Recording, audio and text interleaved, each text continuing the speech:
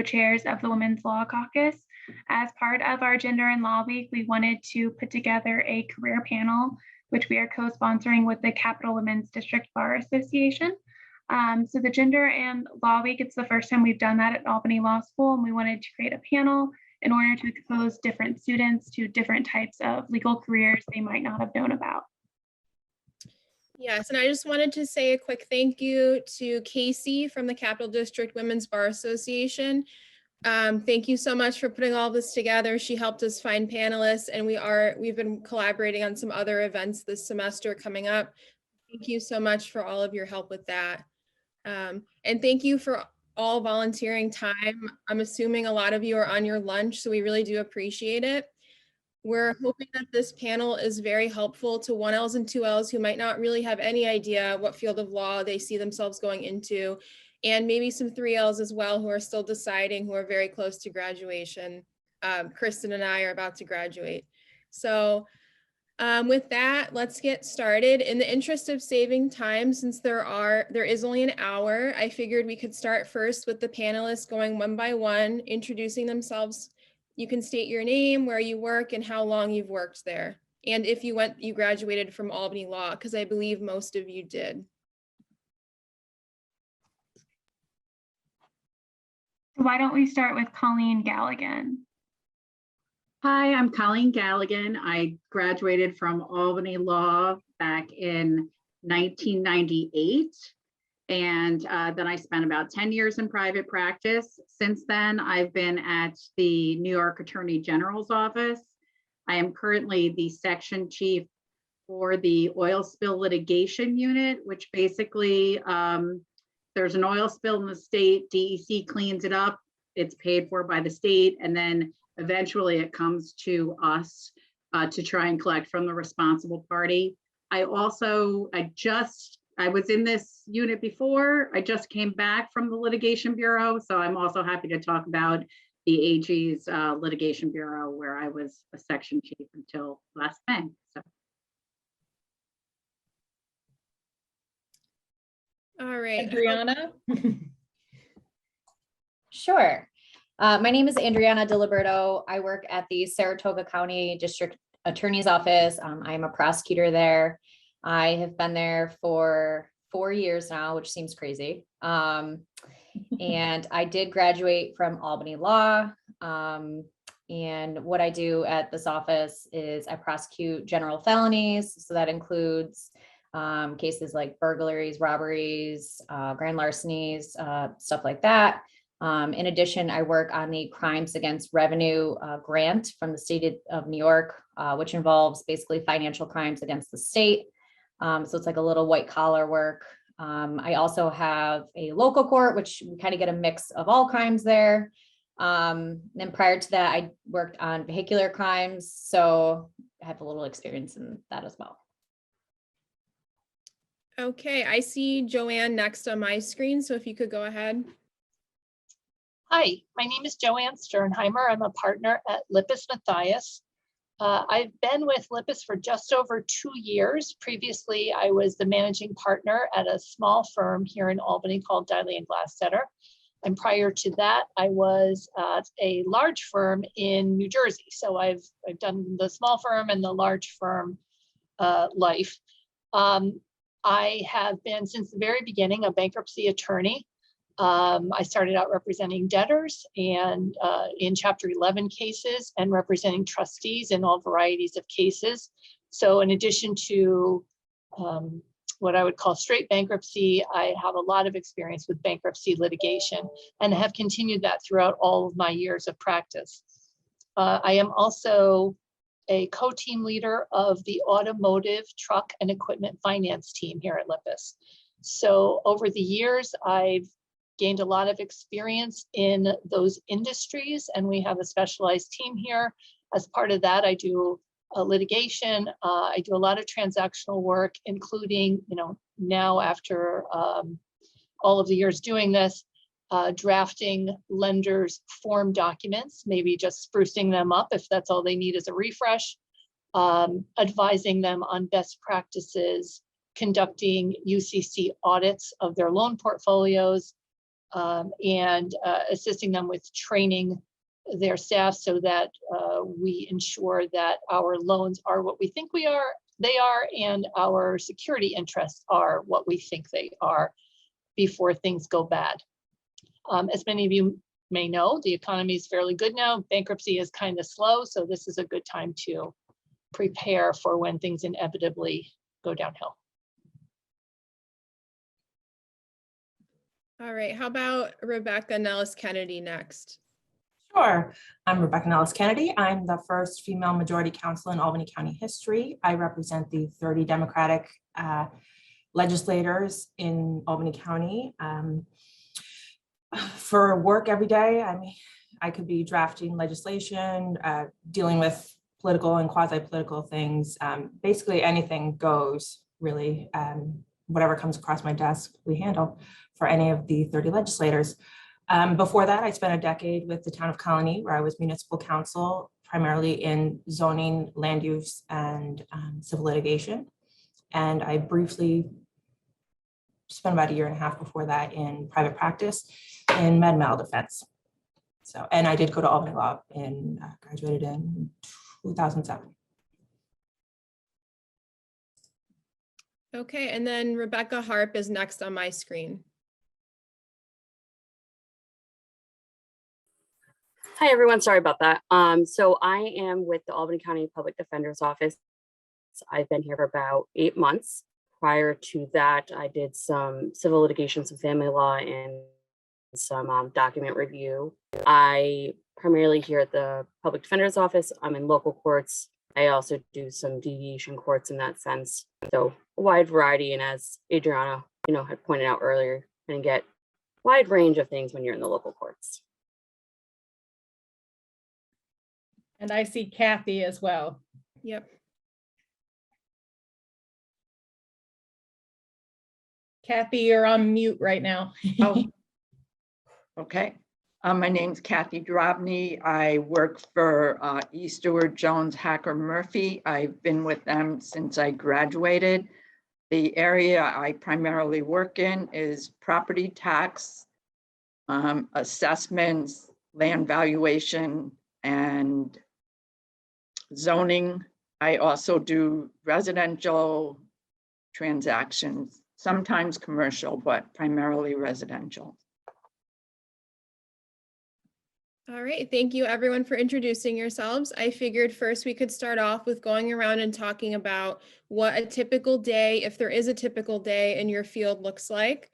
Just kind of run through maybe what the work day would look like or the work week, because I know a lot of you probably have very different days.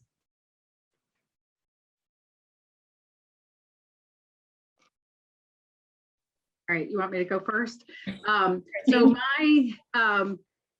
So my day right now looks probably very different than most of my career was, since now that I run the oil spill litigation unit, I'm supervising a team of 8 attorneys and 8 additional support staff. So basically, I'm doing everything from assigning cases to discussing, so it's all litigation. So discussing litigation strategies with my team, trying to, doing trial prep with them. I've recently hired a whole bunch of new attorneys. They're not new attorneys, but they're new to my office. So we're doing a lot of training right now to get everybody up to speed. Oil spill litigation is under the navigation law, and it's kind of, it's a very narrow field, but really almost all of the navigation law or oil spill actions in the state are handled by my office. There are some private cases that don't involve us, but basically probably 95% of it is us. So we really need to be the experts in the area. So we're doing a lot of training right now, that kind of thing. We are plaintiffs' attorneys suing on behalf of the state. So there's a lot of work before we put cases into suit. We work a lot with the DEC and their environmental engineers, try to build our case before we're ready to put it into suit, make sure that we can prove everything we're going to need to prove. When I was in the litigation bureau, it was kind of the opposite. The litigation bureau handles defensive litigation for the state of New York. Everything from defending administrative decisions, defending the governor and the various different agencies, a lot of constitutional questions. And the litigation bureau, because it's defensive, that is kind of where here in my current job, we spend a lot of time putting things together before we sue them. The litigation bureau, which is actually where Casey is right now, as defense attorneys in a busy litigation practice, you are doing things very quickly on the fly. You don't know what is going to be on your plate every day when you come in. You'll have a bunch of cases that you're defending, but we also, or we when I was there, litigation will have somebody who brings, for example, an order to show cause that needs to be defended. Maybe that day, maybe a couple of days from now when somebody's seeking emergency relief in state or federal court. So I'm mostly managing right now, although most of my career was, has been either defending my own caseload or prosecuting it. And it's been weird lately, the last couple of years, as probably everybody on this panel can attest to. If you're doing any in-court work, a lot of that is being done virtually, where my day used to involve actually appearing in court. A lot of the time we're appearing this way now. Thank you. Can we hear from Joanne next? Hi, so my typical day varies depending on the state of the economy.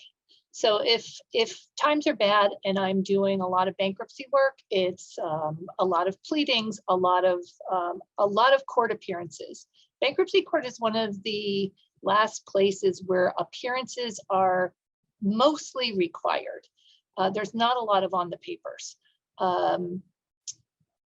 Also, as part of the bankruptcy work kind of tends to spill into district court and into, or maybe spill out of district court and state court when you've sued someone, especially if it's on a large loan and they, it's the final straw, it breaks their back and they end up in bankruptcy court. So when times are tough, I'm in bankruptcy court weekly. Similar to what Colleen said, everything's by order to show cause, everything is last minute. People appear in bankruptcy court and are selling their assets in 3 weeks. So you got to be on your toes and ready to go. It's a lot of fun. It really is. It's a lot of fun if you are somebody who doesn't mind change and doesn't mind knowing what kind of minefield you're walking into on any given day. Right now, I'm doing a lot more transactional work. As I said, I'm drafting a couple of clients' loan documents. We're also drafting best practices and policy manuals for clients, which is a very different kind of lifestyle. It's much less on the fly, it's much less in depth, but you get an opportunity to learn your client's business in a way and in a detail that you wouldn't get, or that I didn't get in learning about their businesses in bankruptcy court and district court. So this tends to be a lot more in office, a lot more, sitting at my desk, and a lot more interaction with the client as opposed to with adversaries. Also,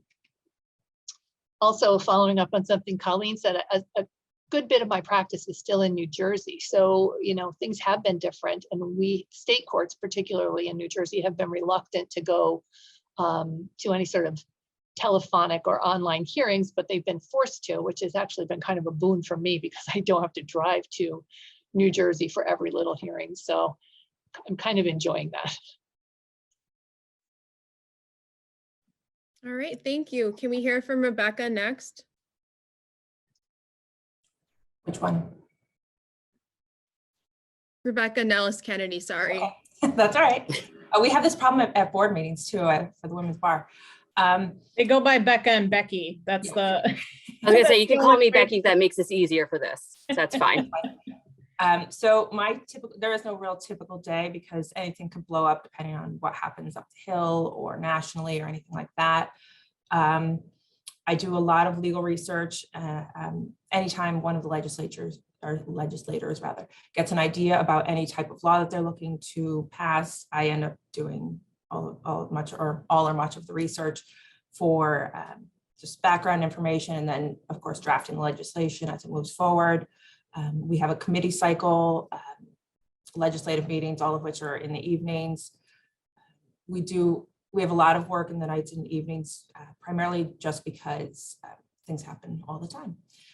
You never know when you're going to be called in because something disastrous has happened, or you need to quickly put together a statement for publication for whatever the case may be. It's interesting. It's much more political than my past work has been, and that keeps it certainly lively. You're working with, I serve at the pleasure of the majority leader, but I represent 30 Democratic legislators. So it's interesting working with just such a variety of personalities all the time. I mean, you have people who will come in and bring legislation that they've already primarily gotten ready, or they've been working with an advocate or something like that. And other people will just come in with like a bare scintilla of an idea and say, run with it, make it happen, which is interesting as well. So, I mean, it's a very, I think it's very interesting because I never really know what I'm going to do when I come in each day. As with my past job, maybe it's just municipal government law, I don't know, but it sounds like everyone else kind of has the same problem or non-problem, as the case may be, as well, where you just, it's kind of a surprise. You have your list of things that you want to do and you hope to get done, but whether that will ever actually come to fruition is a whole nother story. And I think, Rebekah, you spend a lot of time explaining the law to non-lawyers. Well, yes, and explaining how things can or cannot work within the law, right? Yeah, several of the Democratic legislators are lawyers themselves, but they all practice in obviously very different fields.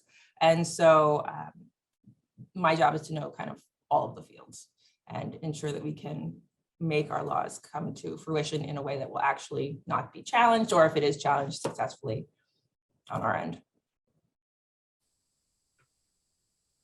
All right, Andreanna, would you like to go next?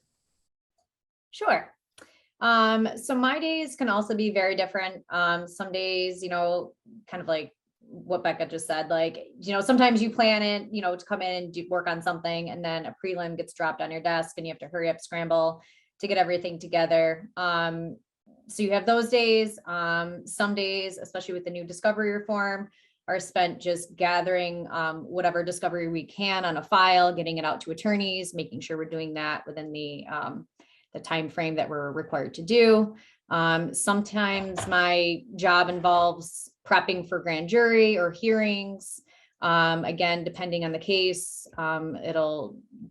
that will control, I guess, how long and that I have to prep for grand jury or for hearings.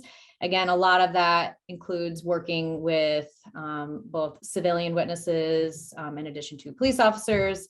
You will find that you will get witnesses, all types of witnesses, sometimes some that are very difficult, and sometimes you have great ones, but you have to also be prepared for the very difficult ones.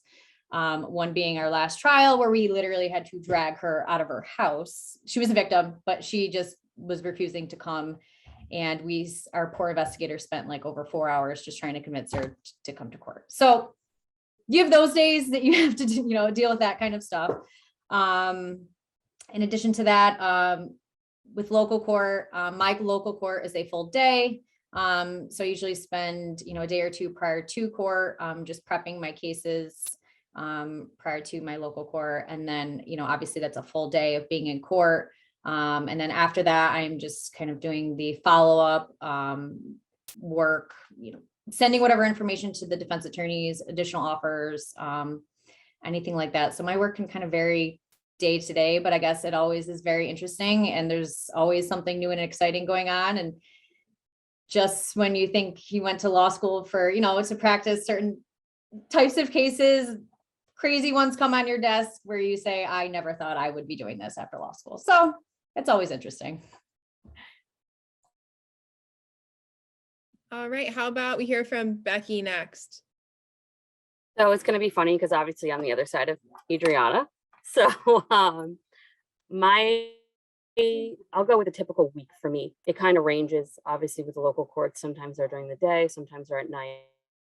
I have one that's during the day. So I spend a majority of my time going and talking with my clients, seeing really what happened in their case, getting the background from them. I also will spend a decent amount of time reviewing the discovery that Andreanna compiles to send to me. And I will look and see if I'm missing anything, really how this impacts, can they meet their burden in their case? And, is there a good resolution that maybe I can come to? And that involves a lot of conversations sometimes with the DAs and emailing back and forth and getting evaluations. As she also had said, a lot of times we also are prepping for hearings or some last minute changes. Recently there's some changes in laws, and now we also have something called Crawford Hearings, which I don't know if anyone knows too much about, but it's really a starting procedure, I'll phrase it that way, to enable people to not be kicked out of their homes for reasons that aren't really sufficient. So those are things that have come now really kind of quickly that we have to prep for on a short notice. So as has kind of been reiterated before, that it's really unpredictable and kind of going on the fly, but it's also really a social interaction and dealing with a lot of attorneys and individuals. So kind of a typical week. All right, and finally, Cathy, we'd love to hear from you. So in the property tax, we represent both towns or cities, and then we also represent petitioners. There's a lot of deadlines that have to be met when you're representing the petitioner or the property owner. So that makes certain times of the year very hard. There's a deadline in May, another one in July. If you miss it, then you can't file anything. Part of the time is you're either talking to your clients, you're talking to appraisers, you're talking to the assessors. You spend a lot of time reviewing the appraisals, comparing different properties, looking at leases, income and expense statements, trying to negotiate a settlement, looking for comparable properties. The court, we go all over New York State, but as most people know, lately it's been virtual, which is great because you're not spending time in the car, but you're dealing with a lot of the same attorneys because there's only it's not practiced by a lot of people, so you end up knowing a lot of the attorneys who practice in it. And it can be, you can be very busy, and then other times it can be slow. The real estate can be, as everybody knows, you either have a buyer or seller and somebody's really anxious to get it done. There's a lot of phone calls, reviewing title, preparing, looking at contracts, structural issues, and everybody's calling you saying they want to close yesterday. So those days can be crazy also. All right, so next, I would love it if you guys could talk about your career path and what you've done prior to your current position, and if you're currently doing what you envisioned yourself doing in law school. So we can start back with Colleen.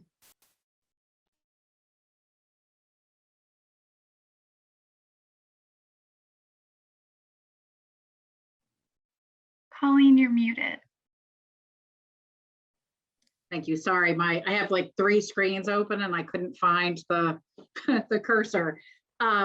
So to some extent, I am doing what I envisioned in law school, in that I am engaged in civil litigation, which is what I thought I wanted to do in law school and what I have done throughout my entire career. And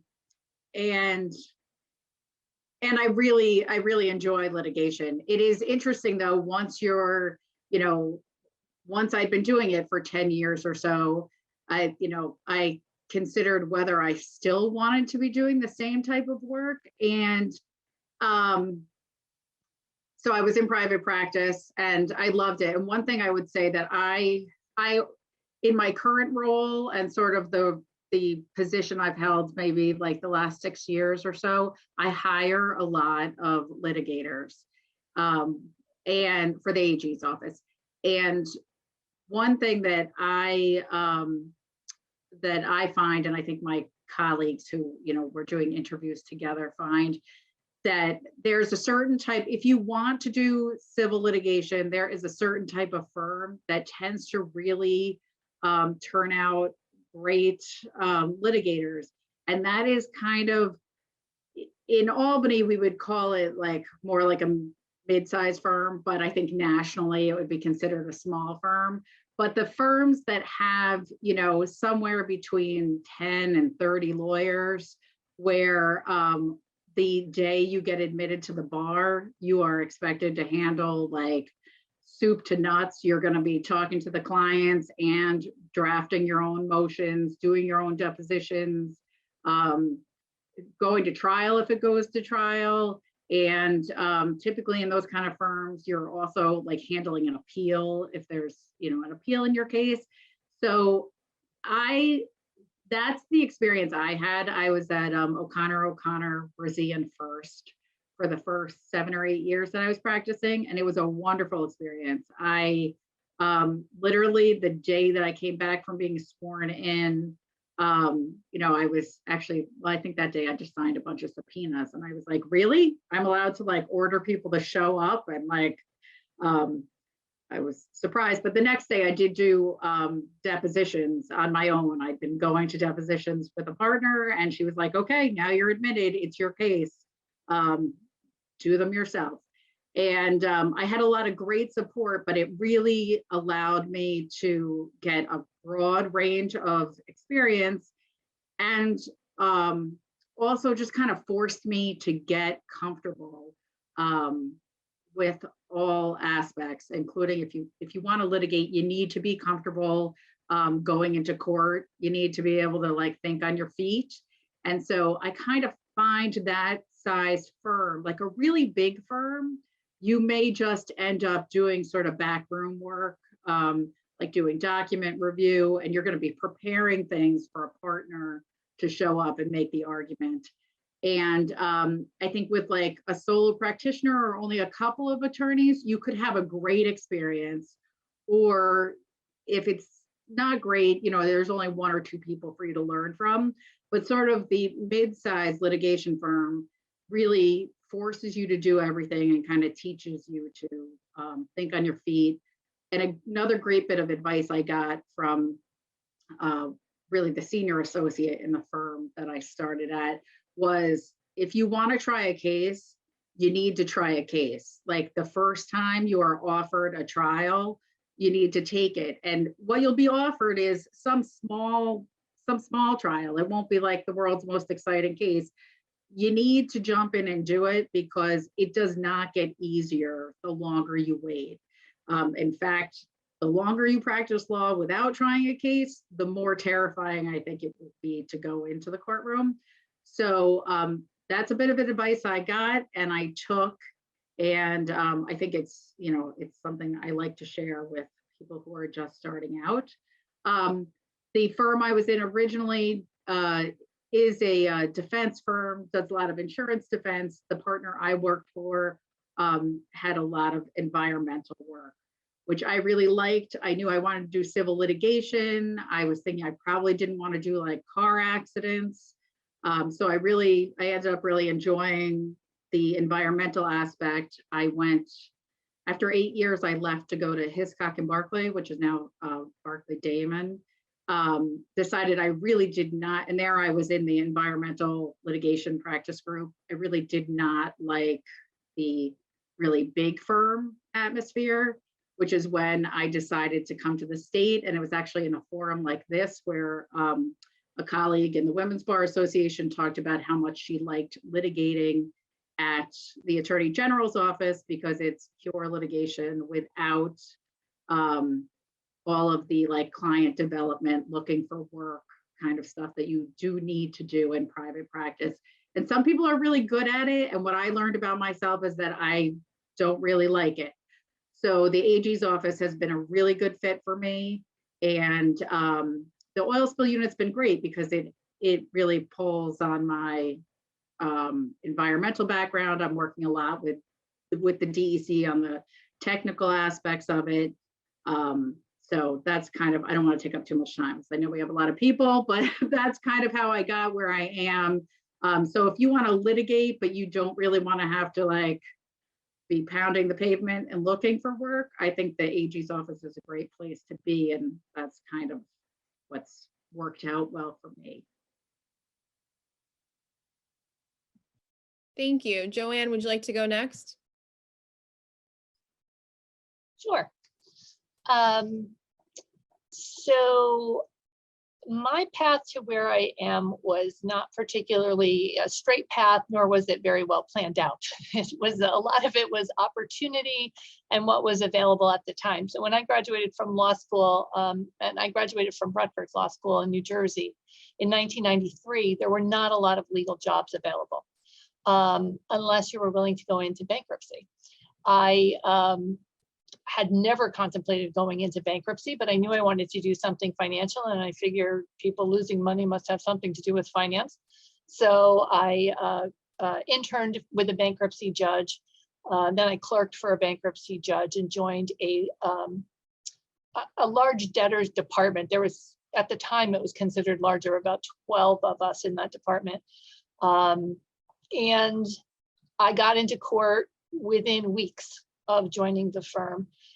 It was nerve-wracking, it was terrifying, but it was my job, so I did it. And when you do things like that, it takes a little while, you know, a few months, but then you're just another regular in court. You're there, you're doing your job. You do have to get over that initial terror, but it does, it comes, it definitely comes. When I joined the firm here, I switched from the debtor side to the creditor side, and it was very busy. Bankruptcy was still very busy. And in particular, my firm did a lot of work in the automotive industry that was kind of starting to tank at the time.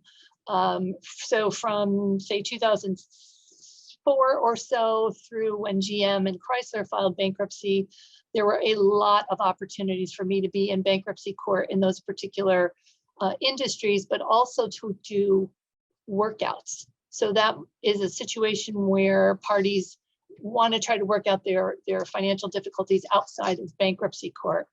And that involves, as does bankruptcy, a lot of negotiation, a lot of documenting and drafting.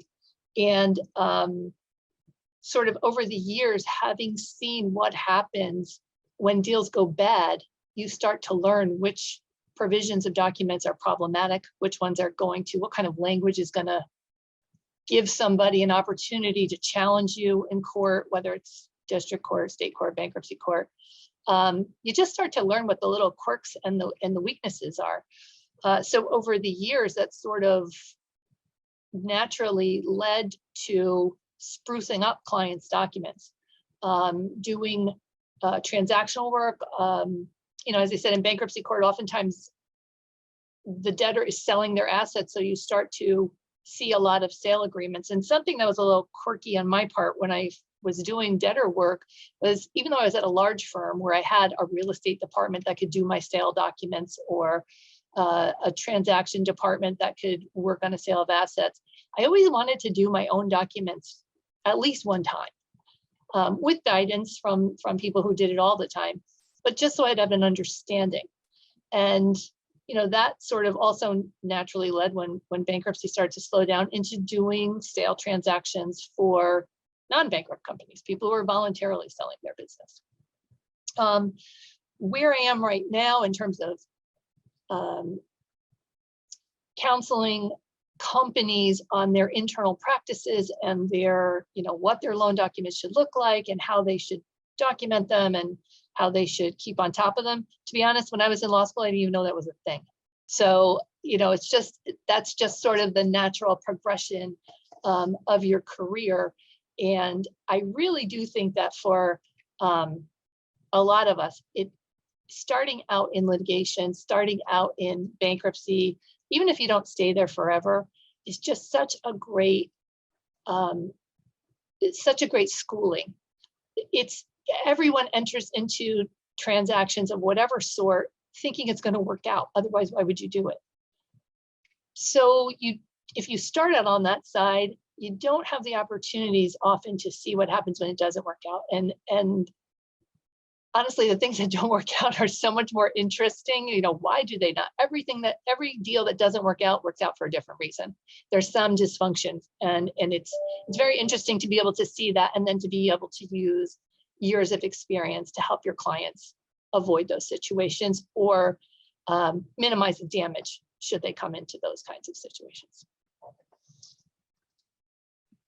Thank you. We can turn it over to Rebekah Nellis Kennedy now.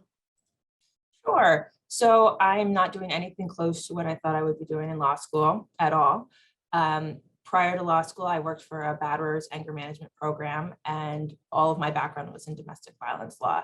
I concentrated in criminal law in law school. I only interned and clerked with the DA's office for a couple of years, and the family court in the clinic for domestic violence victims, representing them in family court, and then for a domestic violence judge in city court. So after law school, I had a clerkship at the third department where I kind of got an overview of all sorts of different things, although they did try to still push me mostly criminal cases because that was still what I wanted to do.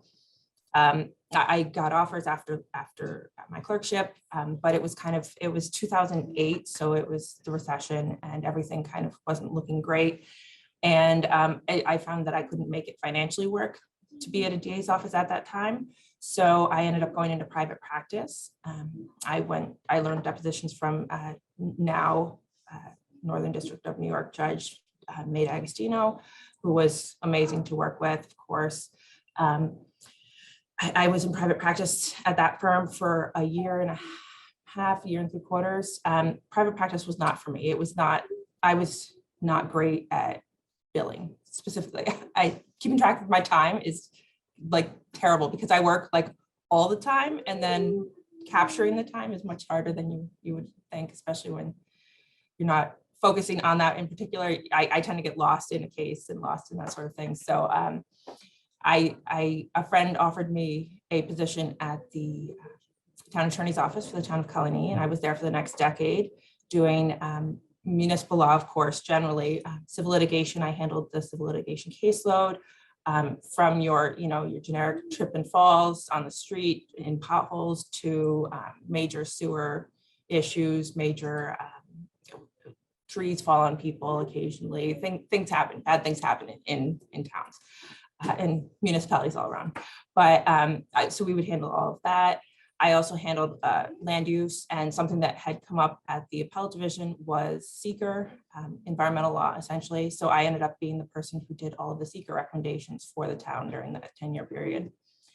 After that, another friend had reached out and asked me if I was interested in possibly becoming majority counsel. So I reached out to this office, and they brought me on, and I came in during COVID, which is a very weird time to be here because we were already doing everything virtually, everything. Like I still haven't met many of the commissioners of the county yet, 2 years in, but it's a very interesting progression because all of my jobs have been obtained through relationships that I made in law school, actually, which is, I mean, it's weird to think about that, but literally every single one has been a progression, and all through connections I made in law school.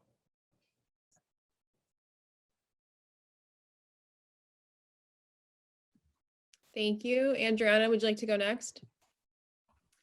So I would agree that I also never envisioned myself being a prosecutor whatsoever. Something I never, criminal law, I was like, okay, it's interesting, but I always was interested in medical malpractice defense work, which is what I started out in. I started working at a firm in New York City, solely working with medical malpractice cases, which I love the job. I was going to court multiple times a week, doing depositions as a, first, second year attorney, which is just kind of like unheard of. So I loved getting out. I loved like talking with other attorneys and being in court and being on my feet.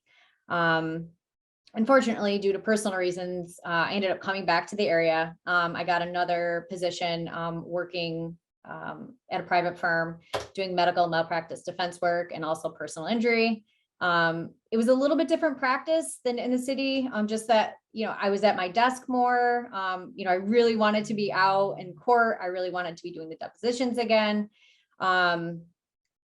And it happened where one of my coworkers ended up coming to this office, and he reached out to me, one of my coworkers at the firm, and he reached out to me and he's like, you should really put in your application here. It's great. You get back in court.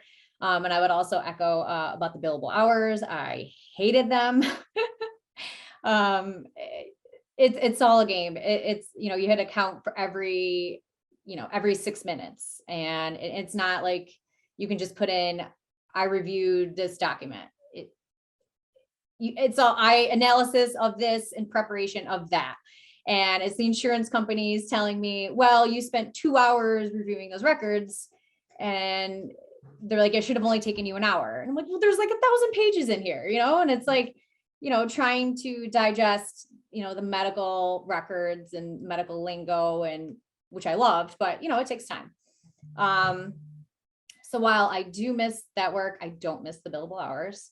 And so now I am back in court, and I am, now doing hearings, and a lot of the work that I did in private practice does translate into what I'm doing now. And I would also say that I think it's also helpful in law school to try as many different internships, field placements as you can. I know I did that in many different areas, and you can kind of get a feel for what you like and what you don't like. And I think that helps you kind of guide you as you go forward in your career. And I will also say, if an opportunity does come up, explore it, because you may never know, and sometimes it's just worth a conversation with someone. You never know what you may learn or what may come of it in the future. And kind of, again, jumping off what Rebekah said, a lot of these positions are based on your fellow colleagues in law school, and, stay in contact with them, have good relationships with them, because you never know, someone in the future may say, hey, so-and-so might be a great fit for that position, so I think that's also something to keep in mind. Thank you. Can we hear from Becky next? So to reiterate, based off the last two, I never thought I would be doing this work. In law school, it was always something, I actually had a little bit of background in domestic violence stuff prior to coming in. So I always thought I would do something like that. I was really interested in family law, and I ended up just being able to get a job up here. I wasn't from around Albany capital area. I grew up about 2 hours south, and I wanted to come back up to this area. So I took a job that got me back up here, and it ended up doing that. It was document review and some other more writing, and not a lot of courtroom, actually very little courtroom, if any, experience from that. After that, I had the opportunity to go to a family law firm for a little bit. It was a smaller firm. I ended up realizing that for me, I liked the work. However, I needed more social interaction. There's only about 3 to 5 people in that office, and just wasn't, I wanted more interaction, more people in the office. And that was just something that I was thriving for. And I was lucky enough to have from some colleagues and some individuals I went to school with. They reached out to me and said, hey, here's an opportunity at the public defender's office. Why don't you apply? I know you want to do this. And at that point, I was like, as Andreanna said, it's never going to hurt to have that conversation. It's never going to hurt to go on the interview, because 1, it's interview experience for yourself, and 2, you may never know. I did try to take a wide variety of internships when I was in school. I tried to make sure I did a private and non-for-profit, public. I did intern at a DA's office. I tried to get a wide range, and you still may never get to that place that, but each little experience does help you learn something more about yourself. And it's always okay to take that risk if it's going to be something that's going to make you happier, whether it's a better work-life balance, whether it's maybe you're not fully loving the area of law you're doing, your work, anything like that. It's always worth doing that, because the worst thing that happens if you don't like it, you reach out to the Career Center, you reach out to colleagues to see what's going on, because I'm sure plenty of us have done that, where we kind of reach out and say, hey, do you know what's going on? Or, hey, you know, this is what I'm feeling. And they might either have advice or have an opportunity that you never would have thought of. So that would be something I would definitely recommend, is to always keep your ears open and always, you know, go on the interview. You never know what's going to happen. Thank you. And last but not least, can we hear from Cathy? My path was a little different. I started working, it was part of the law firm now. It was Hacker and Murphy. I started working for them. I was not an attorney. I was doing asbestos research, or research for the asbestos litigation. When that ended, they asked me to stay on as a clerk. So I was helping with one of the attorneys doing some real estate, whatever anybody asked me. I then decided to go back to go to law school after I'd been there about 8 years being a clerk. I went to law school. When I finished law, I worked there while I was in law school.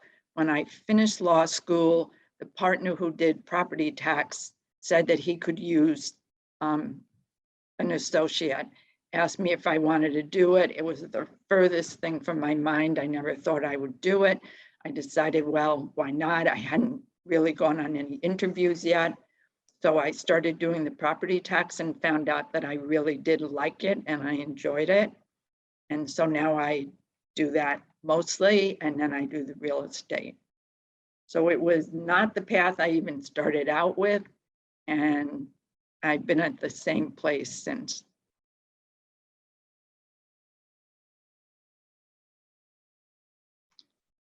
Thank you. So next up, we're going to have just a quicker question. A lot of you have talked about different experiences you had in law school. Is there anything you would recommend for someone who's interested in your field? Any specific internships, classes, moot court competitions? And let's start off with Colleen again. Well, I definitely would reiterate the try lots of different things. I would say an internship can be just as valuable if it shows you what you don't like. So I interned at the DA's office and decided that was not for me. But definitely I did both. I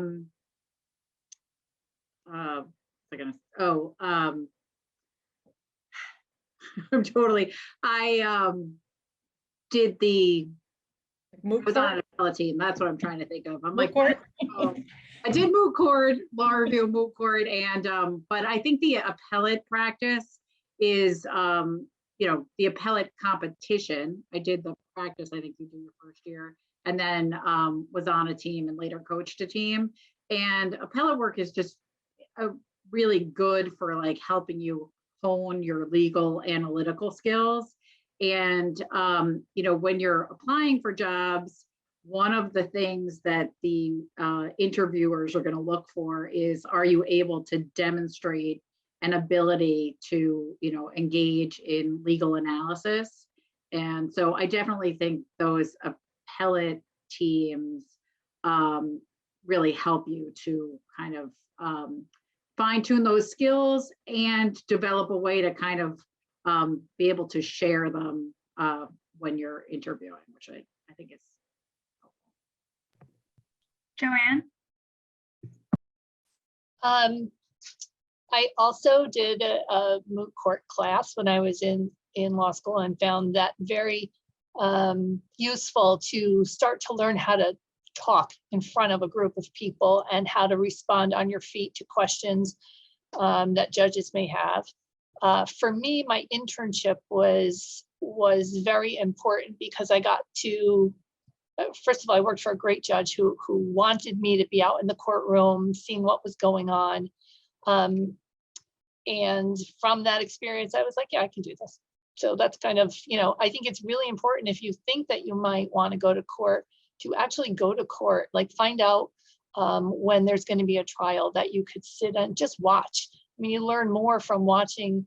In those early years, you can learn so much just from watching people, and it's just as important to learn what not to do as it is to learn what to do.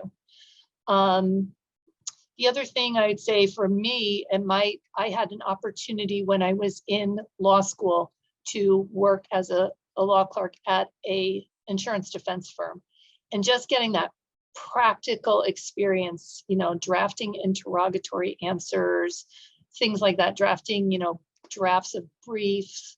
I'm sure things have changed a lot since 1990, but we were not getting a lot of experience in law school about practicalities like answering interrogatories or, sitting in on a deposition. So for me, that made me, I think, a more valuable employee when I ultimately went to work at a law firm, that I already had at least some semblance of an idea how to do those kinds of things. Thank you. Rebekah, Nellis, Kennedy. Yep, I would definitely agree with Joanne that try a variety of things.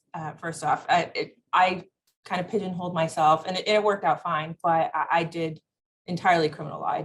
But luckily I did it from various, I wanted to see domestic violence law from the various places that you could see it. So I did the DA's office, I did the family court, I did the judicial placement. I highly recommend judicial placements, not replacements. It's never a bad idea to be friendly with a judge, frankly. And I'm the judge I worked for in law school officiated my wedding. We're still pretty tight to this day. And now that my friends are becoming judges, there's that as well.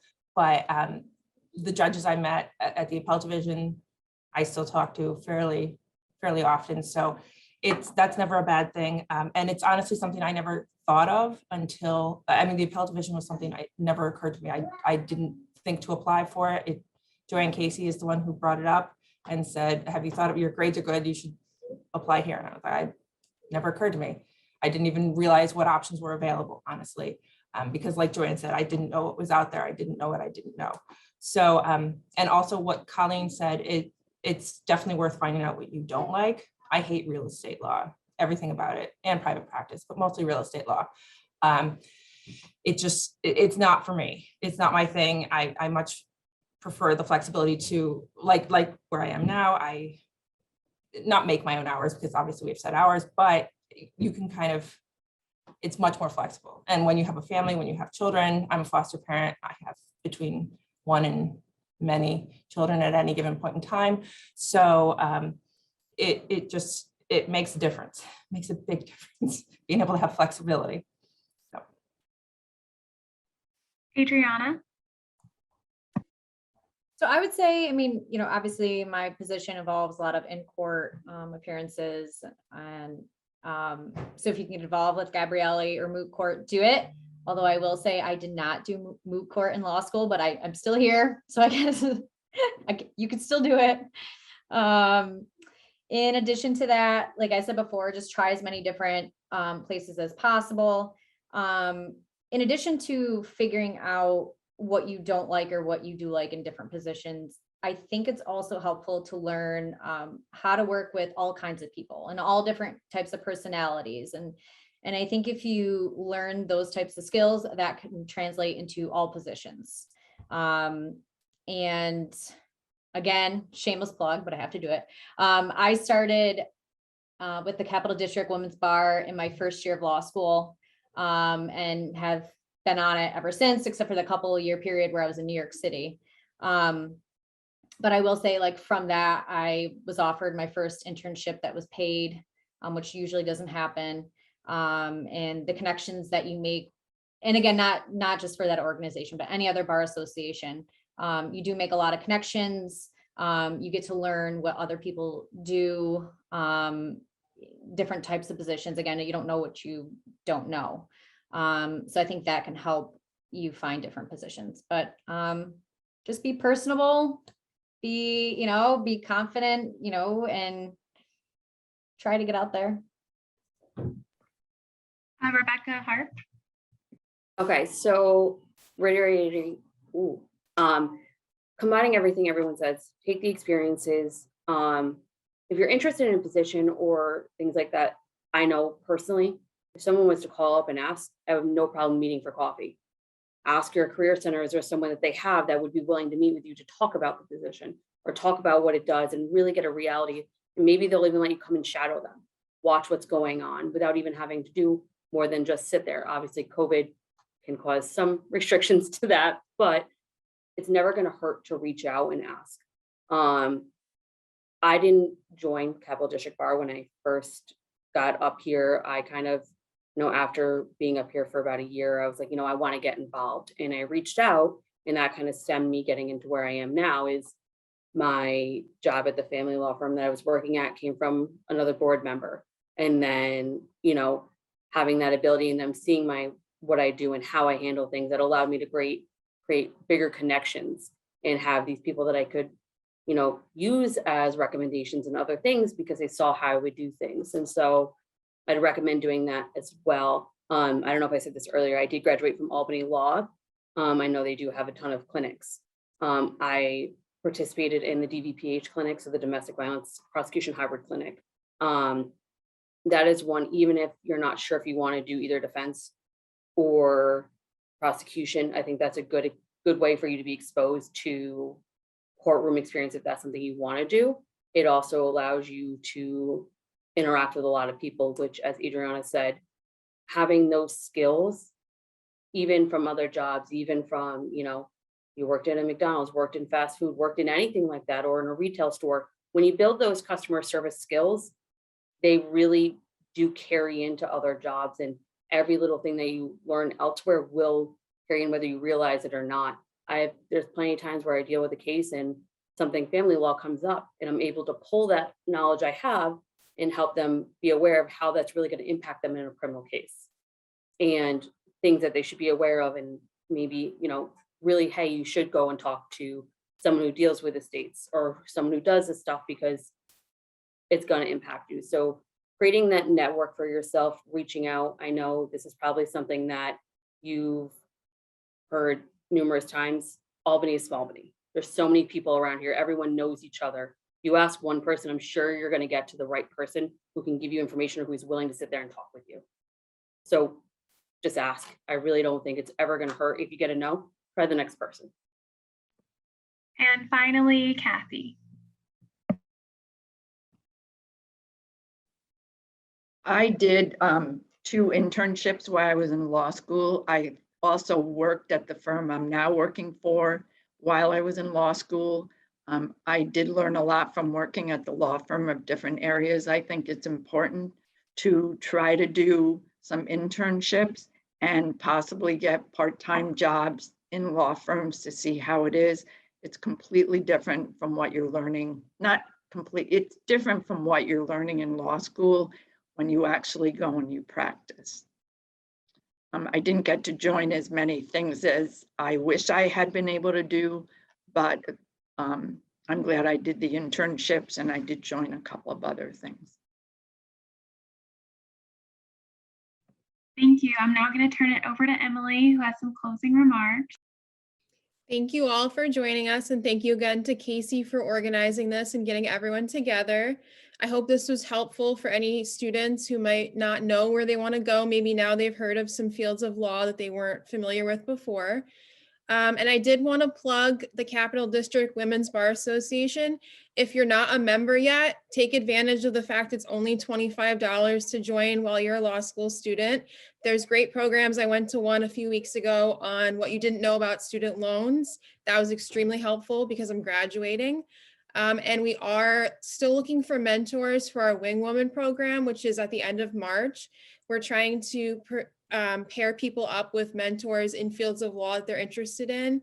It's sort of like speed dating. It's going to be completely virtual on Thursday, March 31st at 5:30. So if you're interested in being a mentor, or if you're a student interested in participating, you can reach out to me or you can reach out to Casey.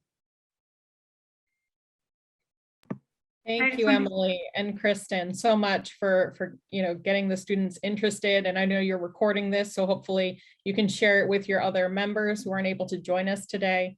And we're always available. I'm the current president. Andreanna is the president-elect of the Capital District Women's Bar, so we're always available to answer any questions anyone has.